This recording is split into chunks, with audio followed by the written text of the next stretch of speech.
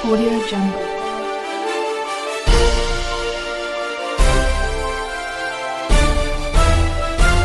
Audio Jungle. प्रिय दर्शकों आदाब।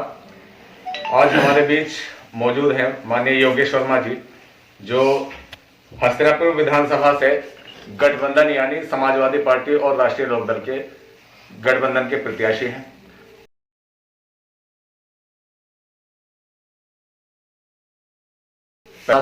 जानकारी आपसे लेना चाहेंगे वर्मा जी के बड़ी जद्दोजहद के बाद आपका यहाँ से टिकट हुआ है, बड़ी उम्मीदें बदल गई हैं लोगों की, तो आपको कैसा लग रहा है? मतलब गठबंधन से टिकट हो गया आपका।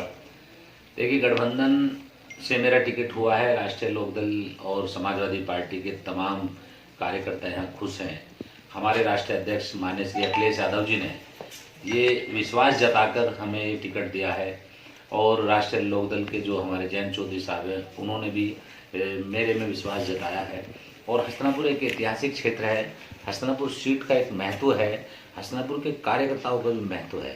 जो हस्तिनापुर के जिम्मेदार सारे समाजवादी पार्टी और लोकदल के और जो बहुत सारे सर्व समाज के लोग हैं, उनके दिमाग में निराशा आ गई थी। उनको ये लग रहा था कि कहीं योगेश वर्मा कैंट से ना चुनाव लड़ लें, दक्षिण से ना चुनाव लड़ लें।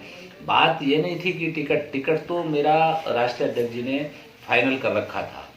बात ये थी कि जो हमारी कैंट की सीट है वो भी बहुत अच्छी सीट है, वहाँ दलित समाज काफ़ी संख्या में रहते हैं, लगभग 70,000 वोट है।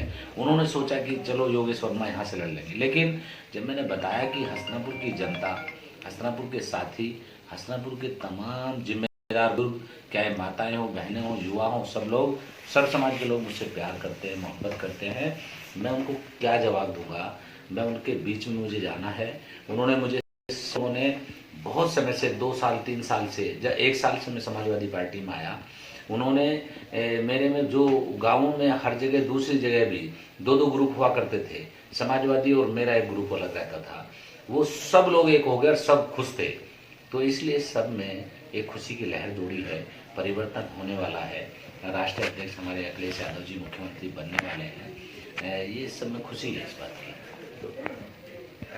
वोटरों को लेकर आप क्या देख रहे हैं कि सर्व समाज को लेकर कि आपको कैसा समर्थन मिल रहा है? सर्व समाज से समर्थन मिल रहा है पूरा, कोई जाति ऐसी नहीं है जो हमें ना मिल रही हो।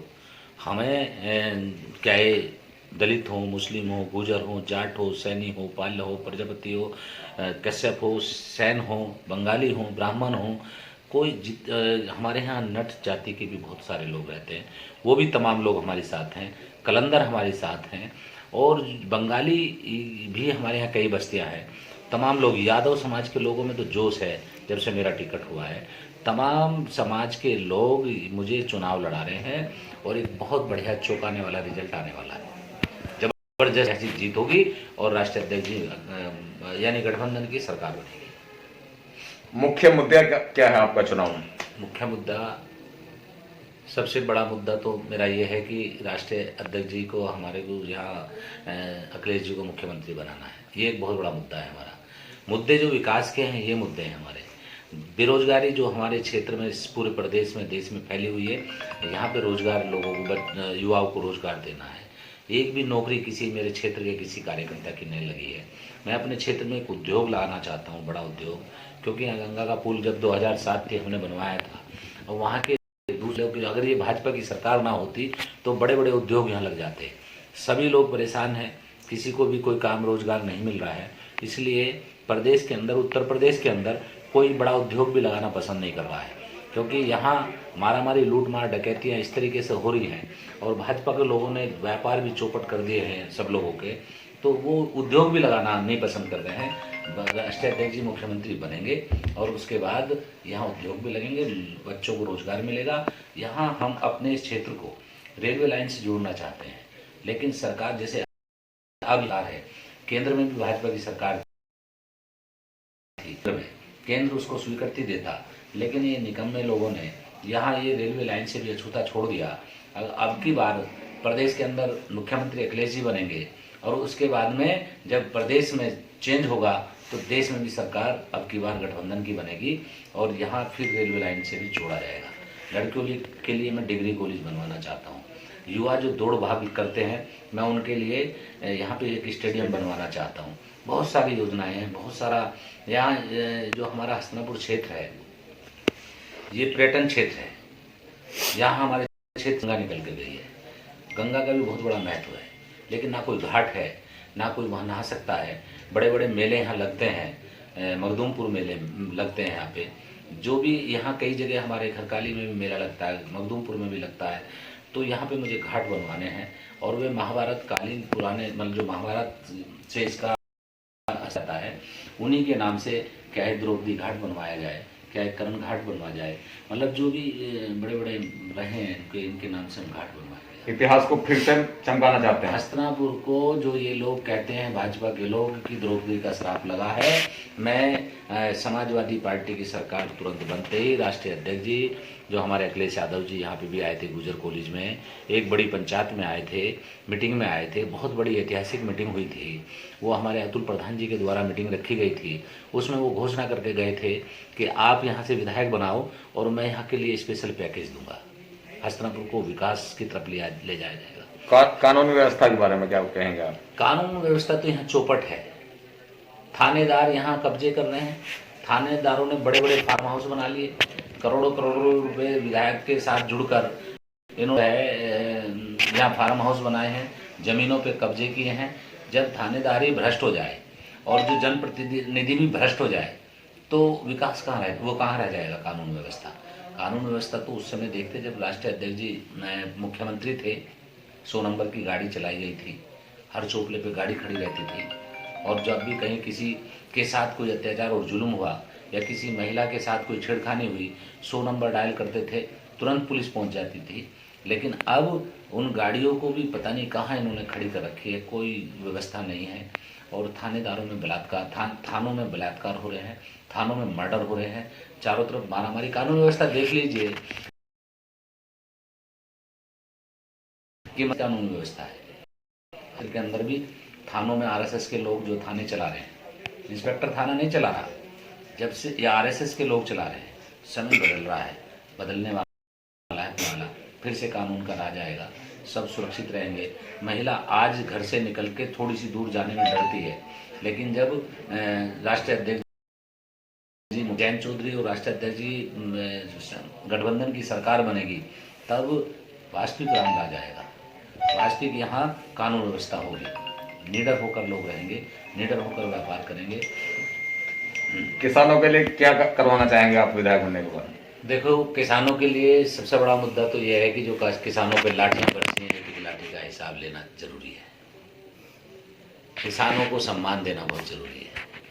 इसलिए डीजल पेट्रोल, ये जो किसान जो ट्रैक्टर में डीजल डलवाता है, खेती करता है, आज बेरोजगारी इतनी फैल गई है, कर्ज में डूबा हुआ है, कर्ज माफ कर होने चाहिए इनके। किसानों की फसल का उचित दाम मिलना चाहिए। किसान गन्ना डालता है अपना मिल पर, उसका टाइम पे पेमेंट मिलना चाहिए, गन्ने का रेट बढ़ना चाहिए, खाद पे सब्सिडी मिलनी चाहिए। खाद में से जो बीजेपी वालों ने जो 5 किलो खाद निकाला है उसको पूरा 50 किलो मिलना चाहिए उसको। उन्होंने खाद भी चोरी कर लिया। तो ये है, किसानों को बहुत बड़ी राहत मिलेगी। किसानों का जो नुकसान हुआ है, फसलों का जो नुकसान हुआ है, जो ये बिजार घूम रहे हैं, जो योगी जी की जो फौज घूम रही है, बिजार गाय, ये सब में इनकी फसलों को नष्ट कर रहे हैं, खा रहे हैं। बेचारा किसान लाठी लेकर पूरे दिन तो मेहनत करता है, रात को रखवाली करता है 24 घंटे। अब बिजार ने एक, अब हमारे यहाँ भी मैं उसकी मौत में से आया हूँ। बिजार ने बेचारा वो अपने खेत की तरफ को घूमने गया था, उसके टक्कर मार दी, वो मर गया। मैं अभी वहीं से आ रहा हूँ। जीत सिंह पूर्व प्रधान हमारे लतीफपुर के थे, तो पहले इन चीजों से भी तो आजादी। 300 यूनिट बिजली का जो एजेंडा है उसे सत्ता पक्ष लॉलीपॉप बता रहा है। देखिए, सत्ता पक्ष जी, जो सत्ता पक्ष है ये जुमलेबाज वाली सरकार रही है। सत्ता पक्ष ने जो है सारे झूठे वादे किए हैं। ये तो अखिलेश जी है, जो कहते हैं वो करते हैं। और बिजली फ्री मिलेगी 300 यूनिट, और किसानों को फ्री बिजली मिलेगी, और क्या नाम है, ये लड़कों को, युवाओं को रोजगार मिलेगा, तमाम लोगों को बड़ी खुशहाली होगी। विकास चारों तरफ। आज विकास थोड़ी हो रहा है, विकास को तो कोरोना हो गया है, बीमार पड़ गया, बुखार हो गया है।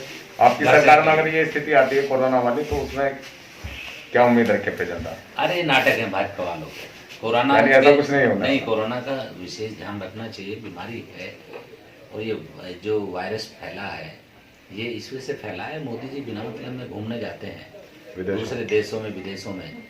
यहाँ पे थे वो अमेरिका के राष्ट्रपति जो आए थे, डोनाल्ड ट्रंप जी। हाँ, उन्होंने कोरोना ले आए थे अपने साथ और तब से ही मामला खराब हो गया है। तो हम तो ये कहेंगे कि कभी हवाओं के रथ पे दिखाई देते हैं, कभी खुद अपने आप में दिखाई देते हैं, और चुने गए थे वतन के लिए वो हमेशा दूसरे मुल्कों में दिखाई देते हैं। दोस्तों, यहाँ जो है सरकार सपा की बनने जा रही है और पूर्ण बहुमत से सरकार बनेगी। कितनी सीटों की उम्मीद है प्रदेश में? मुझे तो ये लग रहा है कि माहौल इस तरीके से है कि शायद उनका 1, 2, 3, 4 भी नहीं बना पाएंगे। विशेष संदेश आखिर में युवाओं को और किसानों के लिए, आपके विधानसभा की जनता के लिए स्पेशल। मैं तो ये कहना चाहता हूँ, वक्त बहुत कम है, पूरा जोर लगा दो और कुछ को मैं जगा दूँ, कुछ को आप जगा दो। इरादे हमारे क्या हैं ये भाजपा वालों को बता दो और आने वाले 2022 का जो चुनाव 10 तारीख को है ना, इसमें इनकी जमानत जब्त करा दो भाजपा के। बहुत बहुत शुक्रिया दोस्तों। ये थे योगेश वर्मा जी हमारे बीच, जो अपने दिल के विचार हमारे समक्ष रख रहे थे। तो आगे भी हम इनसे बातें करते रहेंगे और देखते रहेंगे। जानने के लिए देखते रहिए हमारा न्यूज़ नेशनल चैनल, और मैं हूं रिजवान अहमद आपके साथ। धन्यवाद। Audio Jungle.